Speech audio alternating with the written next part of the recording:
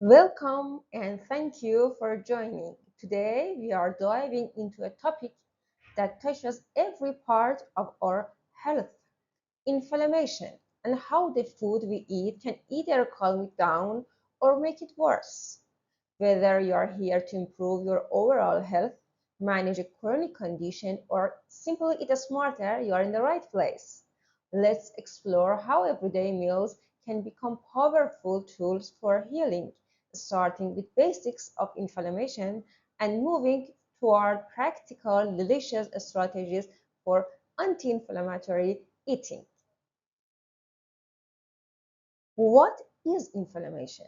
If you've ever cut your finger, bruised a toe, or had a throat infection, you've likely experienced at least some of four signs of inflammation, which are redness, swelling, pain, and heat.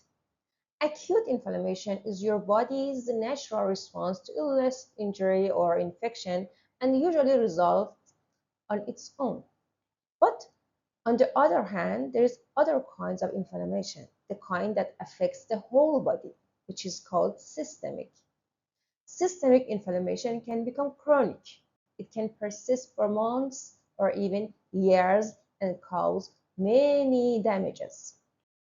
So, chronic inflammation can quietly damage tissues and organs. Many people may not feel any symptoms, but over time, it increases risk for obesity, metabolic syndrome, prediabetes, type 2 diabetes, heart disease, inflammatory bowel disease, including Crohn's disease and ulcerative colitis, some forms of cancers, arthritis, Alzheimer's disease, and many other disorders. So, what causes inflammation? It can be the result of exposure to environmental toxins, a lingering virus, aging, or chronic stress. But what you eat also contributes, and it's very important. Diet and lifestyle can either feed or fight that inflammation. Healthy foods reduce inflammation, and unhealthy foods triggers inflammation. Let's talk about foods that tend to fuel inflammation. Red meat, such as steak and hamburgers. Processed meat, such as bacon, sausage, and lunch meat. Commercial baked goods, such as snack cakes, pies, cookies, and brownies. Bread and pasta made with white flour. Deep fried items such as French fries, fried chickens, and donuts. Foods high in added sugar, such as candy, jelly, and syrup. Sugar-sweetened beverages, such as soda, bottled or canned tea drinks, and sport drinks. And one of the most important one, trans fats, found in margarines, microwave popcorns, refrigerated biscuits, and non-dairy coffee creamers. Now the fun part, what to eat more of. Focus on whole, colorful foods, leafy greens, berries, fatty fish like salmon, olive oil, nuts, and fermented foods like yogurt. These are packed with antioxidants, healthy fats, fibers, and anti-inflammatory compounds. Eating a variety of these foods helps support your immune system and reduce overall inflammation. Now let's talk about these inflammation fighters. One of them is omega-3, which is a powerful one and found in fatty fish such as salmon, sardines, and tuna. You can get these benefits from eating the fish or taking fish oil supplements. Vegetarians and vegans have options too. Another form of omega-3 is plant-based. Eating nuts and seeds and cooking with canola oil can supply these nutrients and also vitamin E, which is another inflammation fighter. The other fighter is ascorbic acid, also known as vitamin C, which is a powerful antioxidant. Antioxidants help address cellular wear and tear that can set off inflammation. You'll find vitamin C in fruits and vegetables, which are the basis of a healthy diet. In addition to well-known vitamin C sources such as citrus fruits and juice, tasty bell peppers, also packed with vitamins and may yield fewer calories too. There's a reason why the Mediterranean diet and other healthy eating plans stress colorful plant-based food, whole grains, and olive oil. Polyphenols are naturally occurring compounds in these foods that protect the body from inflammation. And you can get polyphenol powder from your favorite pick-me-up, coffee, tea, and even dark chocolate, which are all rich in these beneficial compounds. An interesting fact is that a healthy population of beneficial bacteria in the intestines can help keep inflammation at bay. To cultivate healthy intestinal flora, enjoy plenty of foods rich in probiotics and prebiotics. But keep in mind, not all fermented foods have probiotics. Check the label and ensure that live microorganisms are listed in the ingredients. Prebiotics in the form of dietary fibers are like food for helpful bacteria. And the other thing is that foods rich in inulin, such as asparagus, bananas, and chicory, keep the beneficial flora healthy and plentiful. It is very important that how you cook your food matters just as much as what you eat. Methods like steaming, baking, and stir-frying preserve nutrients and avoid creating harmful compounds. In contrast, grilling red meat, especially over an open flame, can generate substances linked to cancer and inflammation.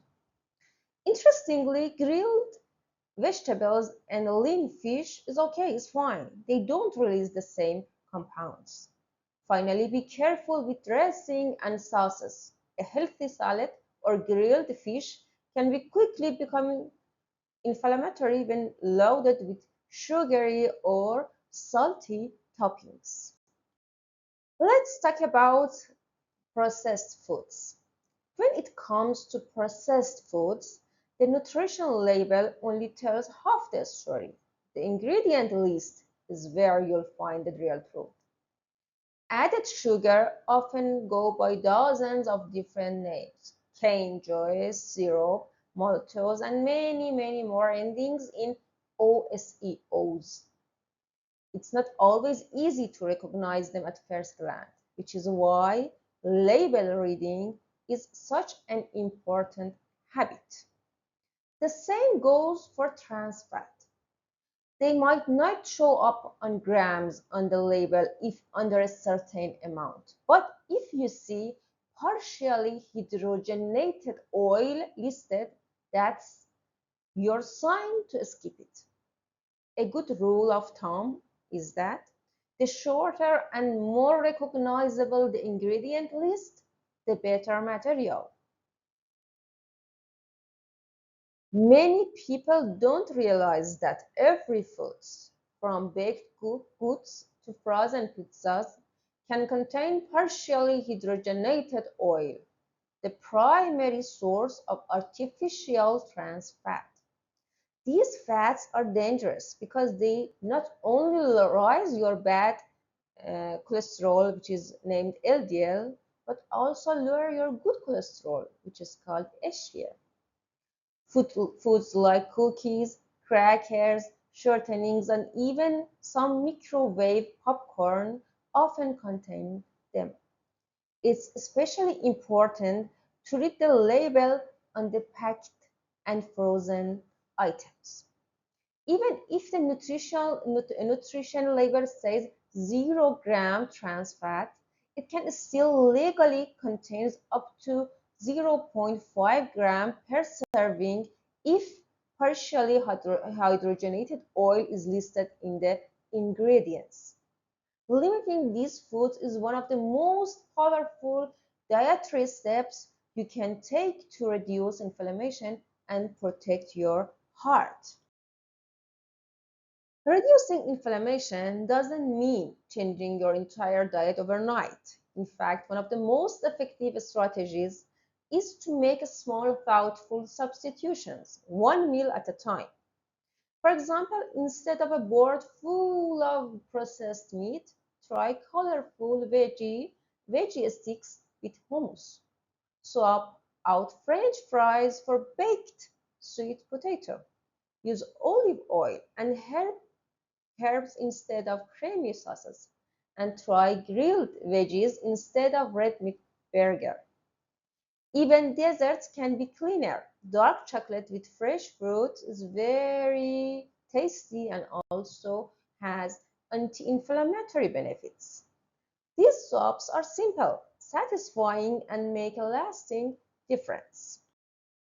Here is what a typical anti-inflammatory day could be like. Start with yogurt and berries for breakfast, and a spinach salad with grilled salmon and olive oil for lunch.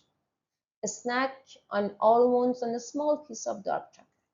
For dinner, try a stir fry with vegetable, tofu, and turmeric. And for drinks, green tea or coffee in moderation can offer additional benefits. Please keep in mind that diet is just one part of the picture. Regular physical activity, quality sleep, and stress reduction also reduce inflammation.